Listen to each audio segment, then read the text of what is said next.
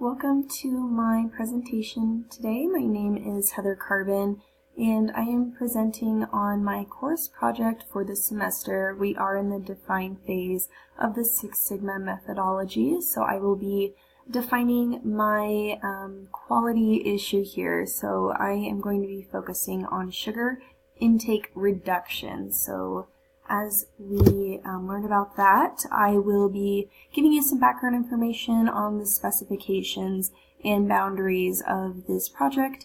I will be focusing specifically on added sugars or naturally occurring sugars such as lactose, sugars found in fruits, and added sugars in soda, cookies, candy, things like that. So I will not be focusing on starch or cellulose, which are also carbohydrates, but those are essential to my dietary needs, so I do not need to be worrying about the excessive intake at this point, which is why I've chosen added sugar and naturally occurring sugars. So with that, I'm going to kind of give you the quality problem statement here.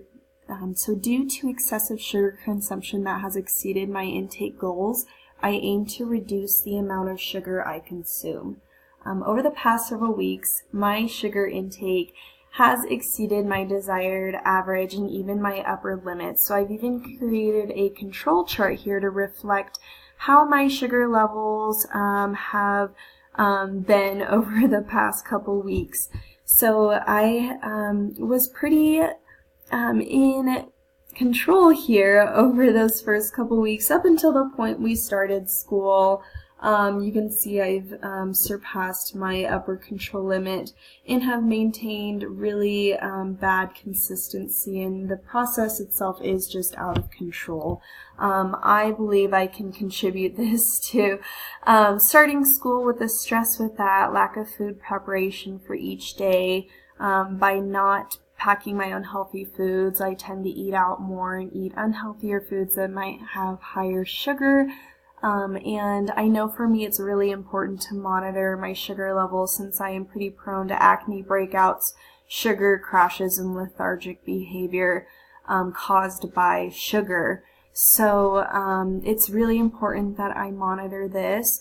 I am a student athlete, so I do pay attention to my diet and what I consume, which is why I've even created these control limits already. I know personally that I do need at least some additional sugar in my diet, whether that be from dairy or fruits and vegetables. Those are essential to my diet, and so I've made 20 grams here my daily lower limit. And so I do know as well that I feel best at 35 as of now. 35 grams a day will suffice my dietary needs and not feel like I am restricted without being in excess amounts. And I know that I do not need 50 grams or more per day, which is why I define that as my upper limit. So I know that myself, my coach, and my family and friends are all impacted by the amount of sugar I consume. It does affect my athletic performance, my moods and behavior, and my energy levels when I do vary from that average and go either above or below that amount in excess amounts. So I will go over these improvement goals here.